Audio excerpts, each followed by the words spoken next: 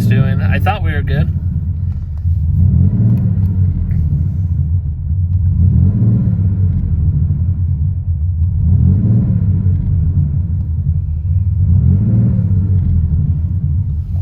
Foot is off the gas. Like that, we are all done. So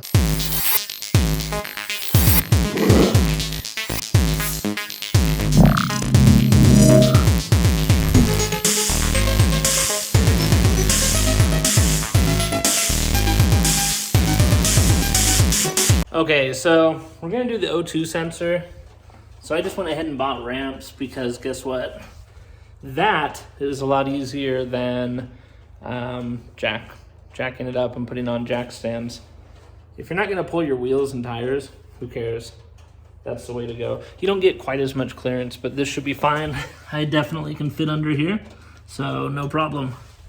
Today's project, we are going to need a Bosch premium oxygen sensor because if you don't have premium, it's not gonna work.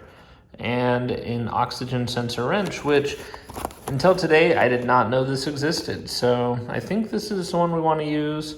And let's get started.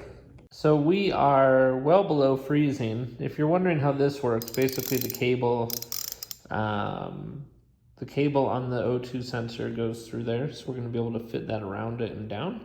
And then I will be laying on the cold floor, cranking on this. It's supposed to be pretty easy. I don't think we can get to anything on this side actually, other than the cable for it. So it's a project. Let's go. Looking for, oh, I might be able to reach this without even being under it. That's what we're looking for right there. It's got a shield on it. So we've got to take that shield off and then get the wrench on it. So this might not be too bad. Let's see. Okay, so that shield was just like on by tension, so it clamps onto there. So I just pushed on it and it went flying. So we'll have to find it. It's up there somewhere, so we'll find it. Let's get a wrench on here. Clearance issue. So I've actually got to pull this shield off. And then once this shield is off, we should be able to just go for it. So, oh, yeah, so here we go. We'll just pull these out. Okay, so with those out, this hangs. That might give us the room. Plus, look, we found our shield. See how that just had clamped onto the sensor? So we have that. That's tar. Okay, good. I thought it was going to be like rabbit poop. Anyway, now I've got the room I need. I think I can get into this without taking off the rest of that shield. So let's try. All right, so the wrench actually wasn't getting on it from over there. But I didn't use PB Blaster or anything, and I was able to get it out. So we just put the wrench on it just straight without a breaker or anything. I just went straight like this because that was the only way I could get it to fit in there. So I got it in there, and yeah, now I've got to unplug the top and run a new wire, and we'll go from there. I've got to pull out that piece of rubber and get in there. So I've got this divot replacement tool from my days in Oregon. Plastic, pumpkin ridge. I think that this will actually do the job. So I'm just gonna pop that out and then we will keep going. Arm. So that's off. This is down. Now we just have to unplug it and plug in the new one up top. So let's see what we can do. So the next thing difficult to figure out is what cable that is, because look at all these. What I did to figure it out is I looked back in here, and I believe that's the right one, and it comes up and it attaches to this. So I'm a little bit bummed because this looks like it's a different plug than what's on what I ordered. And I'm thinking, we'll see. Anyway, let's pull on this and just make sure it's the right one first before we get too excited. Yeah, you can hear it. That's the sensor down there rubbing, so let's figure it out. Nervous here because I was looking for this connector But I found this one. So I think what happened is this guy did a universal plug, and this is probably the pigtail off the universal, because look at all the electrical tape on here. So I bought an OEM plug, it'll plug right in. I'm just gonna cut this, and since I don't have anything closer to me, I'm gonna use these here. Maybe I'm not, actually. Let's see. Try that one more time.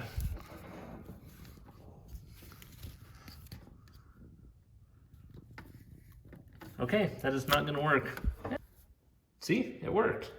Like a rat chewing through wires. You know, I really did promise myself that I wouldn't do like how-to videos, but anyway, the new one, I'm just gonna set it there for now and just run the cable back up through that same hole, get the rubber grommet in,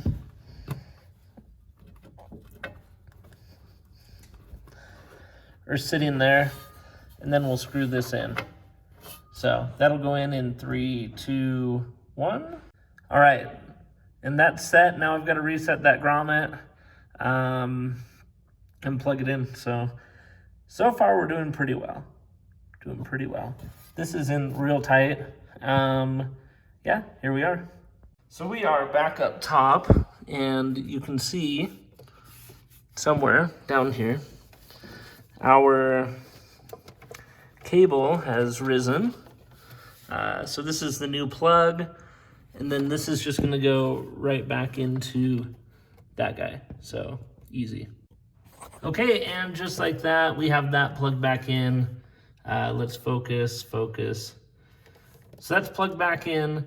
You can see that this has a little tab that lines up. They actually, other than the pins lining up, there's not a way to make sure it goes in right. The other thing I'm gonna do is reset this back into here. And that's just a piece of plastic, so I think that that's set. There we go. That'll hold now. It will not hold. So I guess I could run it under here, and that might be the trick. So I'm gonna be honest, I almost just left that on top because it would have been easier. It was already plugged in. This doesn't have a lot of give, but I didn't want it done wrong, so put it in the right place. So let's just put the grommet in, we're done. That we are done. If I'm gonna be honest, getting this back in was the hardest part of the whole project. So this is all set. I'm gonna put the heat shield on and we'll be done. Like that, we are all done. So this is all back together. I did, however, find some bad fuses. So I need to replace these two. I'm not even sure what they do, but I'm gonna replace them anyway and clean up. So here we go. All right, so moment of truth. This is just to see if the air sensor was the problem or not. I kind of don't think it was. I think that we have other things to work through still. But systematic. You got to do it one piece at a time or you won't know what fixed it. So let's go drive. Okay, we've had things unplugged again, so we're going to have to see if the car starts right up or not. And it's been at a weird angle, so...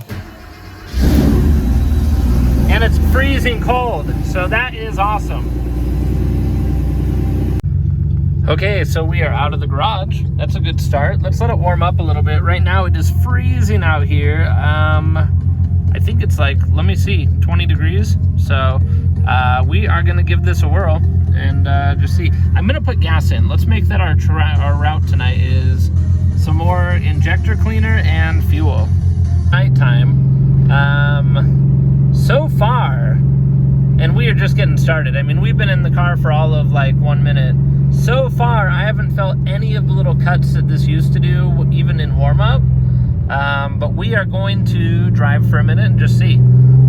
This is supposed to be one of the main things that you sense, especially that bouncing on the tack. So we are gonna see if we got lucky.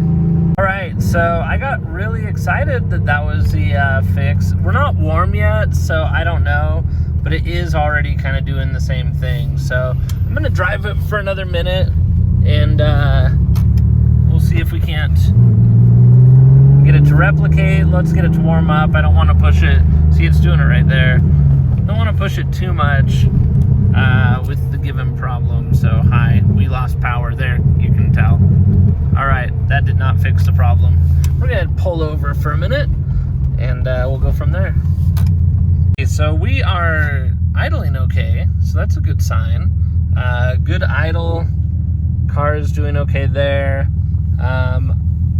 So far the only thing that's made a difference was when we ran injector cleaner. So maybe if we go throw some premium in, get an octane booster, I don't know. There's a few things we're gonna still have to try, but it's feeling more and more like a fuel system issue. I don't know, we'll find out. But it's not the O2 sensor, which is fine. I don't mind that I did that, so that's fine. That's maintenance. I still have plugs and wires and a fuel filter to do, and when we do that fuel filter, we'll be able to look and see how gummed up stuff looks. So we're doing okay. Oil's fine. We're still warming up. Fuel is what, half a tank. So yeah, I'm happy. You happy? I'm happy. We'll get it figured out. It's all good. So again, we're moving. I find that if the car just sits for a minute, we're able to kind of reset and go again, which is kind of weird. But yeah, we're moving. I'm just slowly creeping through the neighborhood.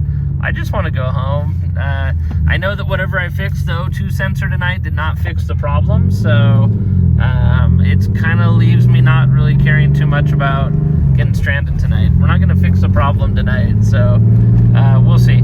The car's warmed up though now, so that's good. We'll just we'll go for a minute and see what happens. So didn't fix it. Maybe it fixed it. I'm gonna let it did the problem again, but it was cold still. So I don't know if that's partially, it's 32 degrees right now, or something else. So I went and put gas in, and we're gonna drive for another minute or two just in the neighborhood and see. Maybe I get stuck tonight. It's only like 8:30. We're good. We are good. It'll be fine. It'll be fine. I did that in like record time, by the way. Changing the O2 sensor, easy. All right, let's go. I made it like 10 feet. So, stop. It's an injector problem, maybe? I don't know. There we go. We're all the way stopped. See? Car's off. Oh, it's back. It was almost off. We're gonna go home. We'll figure this out later. I'm almost home. I'm creeping. I'm creeping. I'm creeping. I'm creeping. I'm creeping. But I'm not gonna get there. We'll see.